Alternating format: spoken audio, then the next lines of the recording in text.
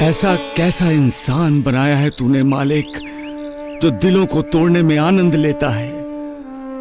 उसे कब समझ में आएगा, उसे कब समझ में आएगा कि दिलों को जोड़ने में जो आनंद मिलता है, जो खुशी मिलती है, वो किसी दूसरी चीज में नहीं मिलती।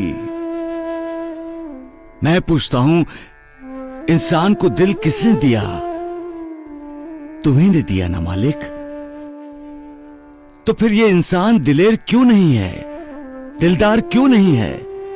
इसके दिल के दरवाजे तो हमेशा खुले रहने चाहिए, लेकिन इसके दरवाजे तो हमेशा बंद ही रहते हैं। उसे जानना चाहिए कि पति पत्नी दो दिल एक जान होते हैं। उन दोनों में जो दिलों का रिश्ता जुड़ जाता है, वो चाहे कितनी भी कोशिश कर लो, टूट नहीं सकता। ऐसा